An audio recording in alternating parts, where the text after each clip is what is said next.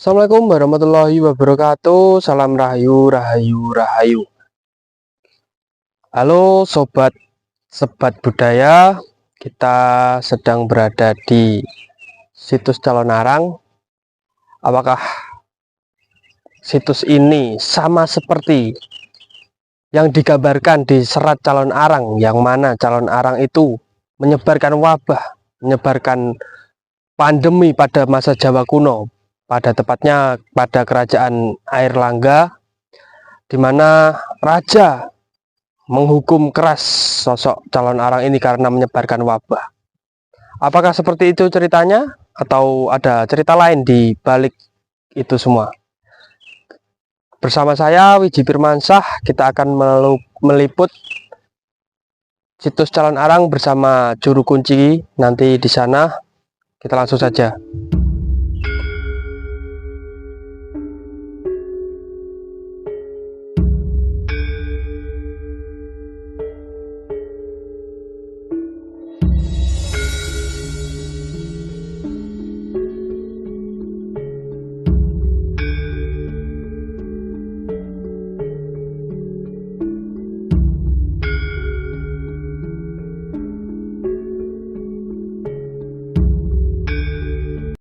Oke, baik teman-teman, kita sedang berada di situs Calon Arang, yang mana ini cerita yang cukup besar di Pulau Dewata. Nanti kita langsung ke tempatnya dan kita akan bercerita sisi lain tentang Calon Arang ini langsung dari situsnya. Ini saya sedang berada di sini bersama Jupel nih Pak. Jupel. Paling asma sini Pak. Pak Agus. Menurut cerita yang berada di serat Calon Arang, kan Calon Arang sendiri itu di situ dijelaskan bahwa itu sosok yang jahat gitu. Kalau perspektif dari Jupel sendiri itu bagaimana?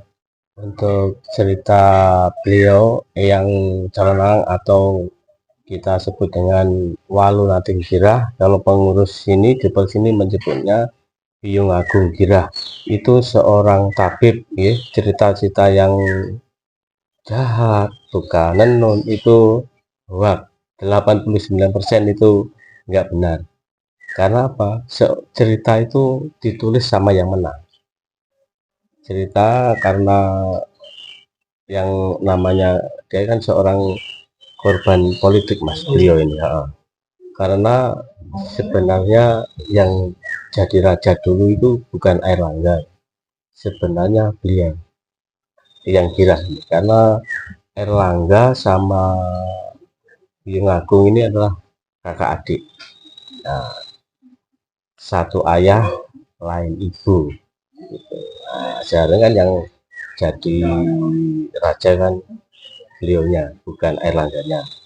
Nah, karena apa? Airlangga menentang beliau karena beliau adalah memperjuangkan hak asasi wanita. Kenapa wanita bisa di depan kok nggak boleh di depan, harus di belakang? Dialah yang memperjuangkan hak asasi wanita, yang bisa di depan harus di depan, yang bisa berjuang untuk kemerdekaan ibaratnya. Kalau kemerdekaan kan RA Kartini. Kalau zaman beliau ya beliau yang memperjuangkan hak asasi wanita. Wanita bisa di depan harus di depan, nggak boleh di belakang. Terus ada lagi cerita pertempuran Eyang Barada sama beliau, itu bukan pertempuran adu ilmu ya. Di film, di cerita itu kan adu ilmu. Kalau di cerita sesungguhnya dia itu adu kecerdasan, bukan adu ilmu. Tanya jawab gitu. Mediasi. Mediasi. Ya. Ibaratnya daerah sini tuh yang cocok itu ditanamin apa, kayak gitu. Dia karena yang namanya fitnah yang sangat keji itu kan orang yang nggak bertanggung jawab yang karena apa, cerita yang kita ini berbagai versi. Ada yang cerita karena dia marah bikin pagebluk, bikin penyakit yang sore sakit paginya meninggal, pandemi. ya kayak pandemi itu bukan beliau, itu emang ada hasil penyakit alam. Karena apa? Penyakit alam itu 100 tahun sekali muncul. Kan zaman dulu kan siapa yang mengobati penyakit yang aneh, dialah yang bikin. Dia kan hubungannya langsung ke dewata atau zaman itu ya. Kalau sekarang kan Tuhan. Dulu ya juga Tuhan karena belum ada agama, ya masih kapitayan, agamanya beliau agama kepercayaan, ya kepercayaan dia kan langsung ke Sang Pencipta, langsung diobati, kasih tahu.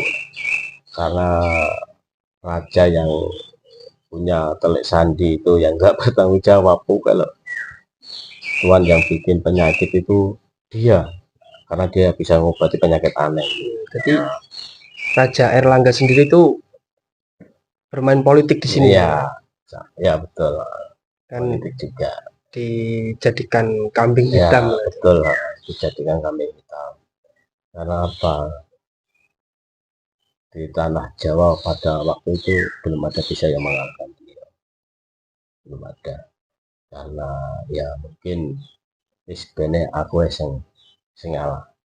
Yang penting anak turun saya tetap ibaratnya tetap hidup, tetap sejahtera, jangan sampai difitnah kayak saya. Jualan sosok ibu. Ya, seorang sosok ibu. Yang namanya ibu, kalau anaknya disakiti, polai koyok poleknya Pak. Entah itu salah, entah itu benar, tetap dibela. Yang namanya ibu lah ke anaknya lah ya. Apalagi anaknya perempuan, dari bayi nggak didampingi seorang ayah, dirawat sendiri, danu wong aku gak wani ngelokne anakku, wong kowe kok wani ngelokne anakku. Itulah seorang ibu membela anaknya. Karena apa? Anak yang cucu yang paling terkenal kan beliau kan Empu Tantular yang bikin pencetus Bhinneka Tunggal Ika itu kan cucu beliau. Itu kan nanti ada di Serat Kertasoma dengan karangan beliau, karangan cucu beliau. Yang beliau karena apa dibilang seorang tabib, di dalam pagar ini itu banyak pipisan-pipisan yang untuk meracik obat untuk menolong seseorang. Itu ada banyak pipisan-pipisan dari batu itu. Kalau sekarang lemper lah yang itu. Kalau dulu kan pipisan namanya, itu banyak tapi pada patah-patah semua ya. Itu dianjurin tangan-tangan manusia yang tidak bertanggung jawab gitu. Kalau alam nggak kayak gitu, kalau kejadian alam nggak kayak gitu, paling ketimbun ketimbun itu sebenarnya segini. Kalau kena air kena apa kan nggak mungkin sama patah jadi dua, pasti dipatahin. Ya seperti ini kan yang punya lahan kan kita alihkan adalah orang yang Islam yang istimewa. Sebabnya kalau dibilang ibaratnya kalau para kan kalau saya bilang ya anak ragil jalur menangan ya itu. Orang-orang dibilang anak ragil jalur menangan. Ini salah, ngono salah. Kan gitu tuh anak ragil kayak ngomong aku ini musyrik, nah saya tinggal musyrik tinggal ini nanti kan kayak tergantung manusianya. Kalau dia musyrik ya semua orang anak ragil musyrik. Yang dicium itu apa di Baitullah kan batu juga, nggak ada ya. Tapi untuk ini sudah ditangani oleh pihak kabupaten gitu. Sampun Mas, sampun di pihak kabupaten juga sudah dibangun dari dinas pariwisata dan kebudayaan, dan juga melalui kabupaten juga Mas. Ini kan sudah lewat, besok rencananya depan situ Joglo, belakang itu gedung pusaka. Kita punya pusaka 2 itu, dawuhnya beliau nggak boleh dikeluarkan selain waktu kirap. Untuk kirapnya sendiri tuh setiap awal diadakan setiap tanggal 10 Suro. Tanggal satunya kan di Menang sana. Iya. Nah, untuk sini tanggal 10 Jawa, 10 Jawa ya, 10 Suro. Itu yang dikirap itu yang paling depan itu pusaka, terus yang belakangnya itu jamu, ya toh, jamu gendong itu. Itu kan beliau seorang tabib kan, dilambangkan itu. Terus belakangnya di Gunungan Putri, belakangnya lagi Gunung Hasil Bumi. Nah, Gunungan Putri dibawa masuk kemari untuk selamatan, terus gunungannya Hasil Bumi buat rebutan yang berkah di depan sih. Setiap tahun ngoten nggih. Ya, setiap tahun. Kalau nggak salah tahun itu tahun kelima kita ngadain. Itu pertama kali ngadain waktu COVID. Itu yang hadir ikut kirap itu ada pemuda-muda sekitar sini aja, satu dusun. Tahun berikutnya nambah lagi, tahun berikutnya nambah lagi, malah kemarin nambah lagi, kemarin dapat sumbangan tarian rangdo yang dari Bali, langsung dari Bali. Langsung dari Bali. Nari di sini, di depan situ. Nah, itu ya istimewa juga, didatang kayak gitu. Habis ini kita meliput ke dalam-dalam sampai sana, kita dengerin penjelasan dari beliaunya Pak Agus gitu. Ya, di dalam ini ada 4. Itu ompak ini adalah kalau orang Jawa kan untuk tiang itu mas, sendi. Kalau orang bilang sendi untuk tiang yang bangunan. Bangunan di atas. Ya.